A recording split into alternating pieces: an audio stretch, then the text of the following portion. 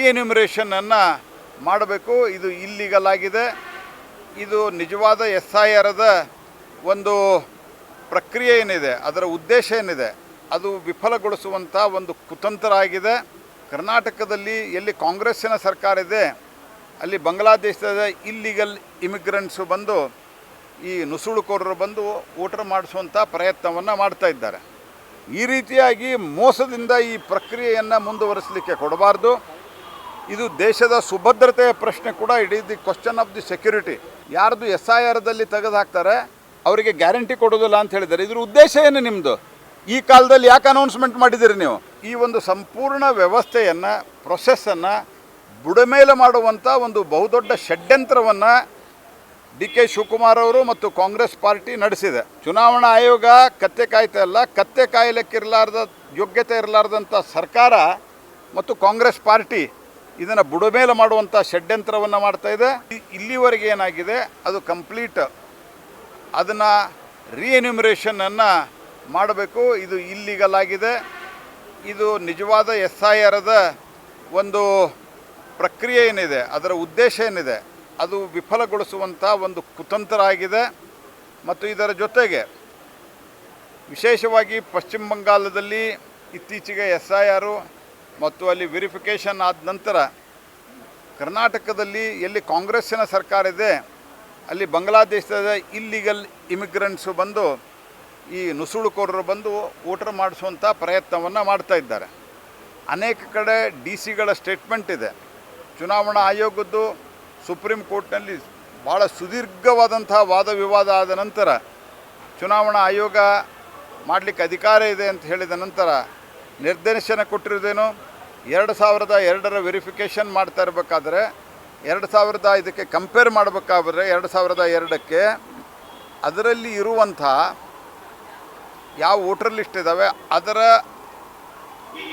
ಮುಂದೆ ಬಾರದ ಭಾಗವಾಗಿ ಅದಾದರೆ ಎಂಟ್ರಿ ಆಗಿದ್ದರೆ ಅಪ್ಪ ಅಮ್ಮ ಇಲ್ಲ ಅಜ್ಜ ಅಜ್ಜಿ ಇವರು ಮಾತ್ರ ರಿಲೇಷನ್ನು ಅಂತ ಕನ್ಸಿಡರ್ ಆಗಬೇಕಂತ ಸ್ಟೇಟ್ಮೆಂಟ್ DCಗಳು ಕೊಟ್ಟಿದ್ದಾರೆ. ಅನೇಕ ಕಡೆ ಸಂಬಂಧಿಕರು ಆಗ್ಬೋದು ಅಂತ. ಸಂಬಂಧಿಕರು ಆಗ್ಬೋದು ಅರ್ಥ ಏನು? ಉದಾಹರಣೆಗೆ 10 ಜನ ಒಂದೇ ಹೆಸರಿನವ್ರು ಇರ್ಬೋದು, ಒಂದೇ ಸರ್ನೇಮ್ದವ್ರು ಇರ್ಬೋದು, ಒಂದೇ ಇನಿಷಿಯಲ್ದಿರ್ಬೋದು, ಅದೆಲ್ಲ ಆಗತ್ತಾ? ಅಥವಾ 10 ಜನ ಮುಲ್ಲಾ ಅಂತಿರ್ಬೋದು, ನದಾಫ್ ಅಂತಿರ್ಬೋದು, ಅದಾಗತ್ತಾ? ಈ ರೀತಿಯಾಗಿ ಮೋಸದಿಂದ ಈ ಪ್ರಕ್ರಿಯೆಯನ್ನು ಮುಂದುವರಿಸಲಿಕ್ಕೆ ಕೊಡಬಾರ್ದು. ಇದು ದೇಶದ ಸುಭದ್ರತೆಯ ಪ್ರಶ್ನೆ ಕೂಡ. It is the question of the security. ನಮ್ಮ ದೇಶ ಅದಕ್ಕಾಗಿಯೇ ಬೇಕಂತಲೇ ಸನ್ಮಾನ್ಯ ಮುಖ್ಯಮಂತ್ರಿ ನಮ್ಮ ಶಿವಕುಮಾರ್ ಅವರು ಬೇಕಂತಲೇ ಯಾರ್ದು SIRದಲ್ಲಿ ತೆಗೆದು ಹಾಕ್ತಾರೆ ಅವರಿಗೆ ಗ್ಯಾರಂಟಿ ಕೊಡೋದಿಲ್ಲ ಅಂತ ಹೇಳಿದ್ದಾರೆ. ಇದ್ರ ಉದ್ದೇಶ ಏನು ನಿಮ್ಮದು? ಈ ಕಾಲದಲ್ಲಿ ಯಾಕೆ ಅನೌನ್ಸ್ಮೆಂಟ್ ಮಾಡಿದ್ದೀರಿ ನೀವು?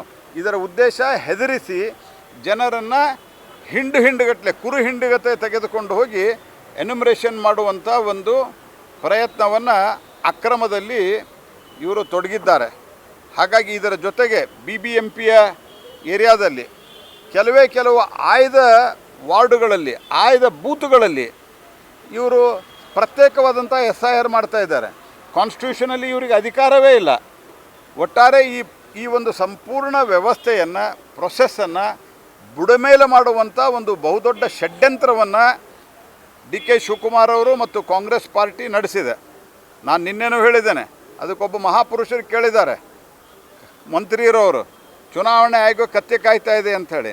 ಚುನಾವಣಾ ಆಯೋಗ ಕತ್ತೆ ಕಾಯ್ತಾ ಇಲ್ಲ. ಕತ್ತೆ ಕಾಯಲಿಕ್ಕಿರಲಾರ್ದ ಯೋಗ್ಯತೆ ಇರಲಾರ್ದಂಥ ಸರ್ಕಾರ ಮತ್ತು ಕಾಂಗ್ರೆಸ್ ಪಾರ್ಟಿ ಇದನ್ನು ಬುಡಮೇಲೆ ಮಾಡುವಂಥ ಷಡ್ಯಂತ್ರವನ್ನು ಮಾಡ್ತಾಯಿದೆ. ನಾವು ಎಲ್ಲ ವಿವರಗಳನ್ನು ನಾನು, ಕುಮಾರಸ್ವಾಮಿಯವರು ಮತ್ತು ಚಲವಾದಿ ನಾರಾಯಣ ಸ್ವಾಮಿಯವರು, ಶೋಭಾ ಅವರು, ಕಾರಜೋಳ ಅವರು ಎಲ್ಲರೂ ಸಂಪೂರ್ಣವಾದ ವಿವರವನ್ನು ಕೊಟ್ಟಿದ್ದೇವೆ. ಎಲ್ಲರೂ ಎಕ್ಸ್ಪ್ಲೇನ್ ಮಾಡಿದ್ದಾರೆ.